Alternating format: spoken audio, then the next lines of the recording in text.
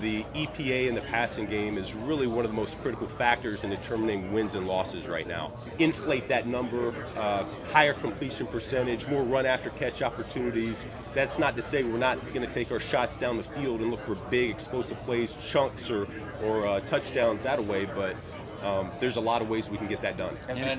All right, ladies and gentlemen, welcome back to the channel. It is a great day to talk about the Chicago Bears, folks. It is April. Happy April. That means it is draft month, and Ben Johnson's been saying some interesting stuff regarding the 10th overall pick in this upcoming draft. And, you know, Chicago can go a multitude of different ways. It's actually kind of terrifying when you think about it.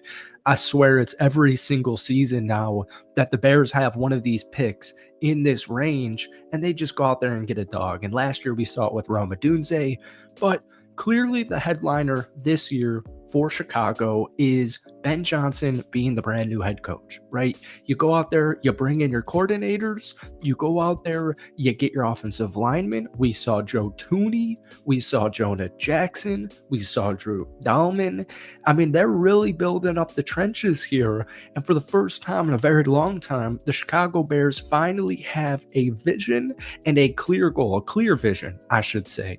And so, you know, one of my favorite moves was Drew Dalman, but I want to talk about the draft, and we won't talk only about the draft in today's video, but just like right now, the two guys that, because of Ben Johnson's comments, that are speculating are Tyler Warren, the tight end out of Penn State, and obvious, the guy on the thumbnail, Ashton Genty, the running back out of Boise State. Now, I think Chicago's in a really interesting situation right now because, you know, defensively, 13th ranked defense last season, right? But at the same time, they were 28th in run defense. So they don't need to use that 10th pick on a interior defensive lineman because they went out there and they picked up Grady Jarrett. Grady Jarrett coming over from Atlanta on a 3-year, $43 million contract.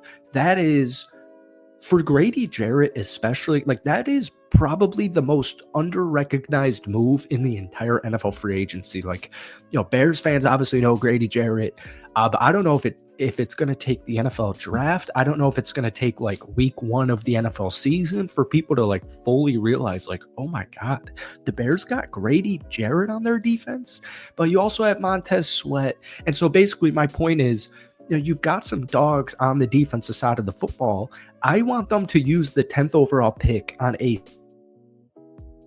and I personally prefer Ashton Genty, but at the same time, DeAndre Swift is a capable running back. And then you have Tyler Warren, but at the same time, Cole Kmet is a perfectly fine, reliable, serviceable, above average tight end. So that's what we're going to talk about in today's video. But before we do, hit that like button, hit that sub button for daily NFL content. This video, 100 likes, folks, goes a very long way. So Caleb Williams' off-season plan officially revealed by Ben Johnson, the brand new head coach for the Chicago Bears, and it was as simple as black and white. Back to the basics. And so you saw moves for Jonah Jackson for a 6th round pick. You saw Joe Thuney for a 4th round pick. That was for 2026. But anyways, Drew Dalman comes over on a 3-year, $42 million contract. And you know, the Dalman move has me feeling, and also obviously with Ben Johnson being run-centric with Jahmyr Gibbs and David Montgomery, former Bears running back, the Bears are going to ground and pound it, all right? And that's going to really open it up for Caleb Williams, but we'll save that for a different day.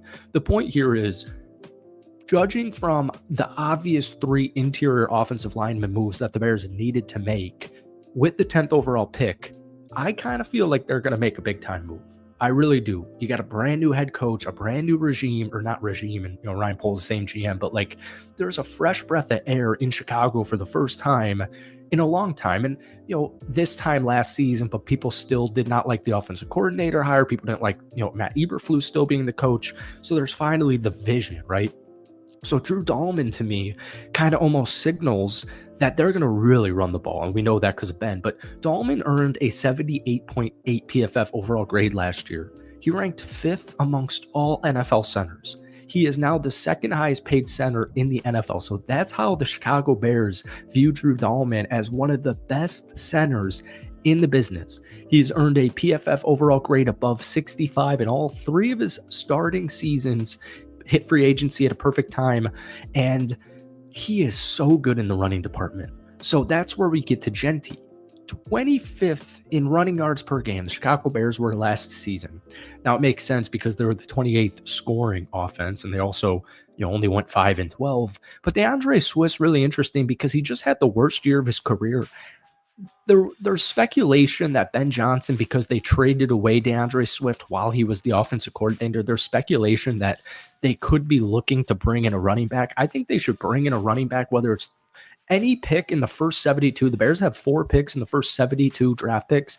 A running back, I think, should be selected at some point. I like DeAndre Swift, but I like him more as almost a complimentary running back. Don't forget, they still got Rashawn Johnson, but DeAndre Swift is coming off the worst year of his career technically. But once again, you look at the Bears' offensive line on the inside, and it makes sense. So the jury's still out, but he only averaged 3.8 rushing yards per game.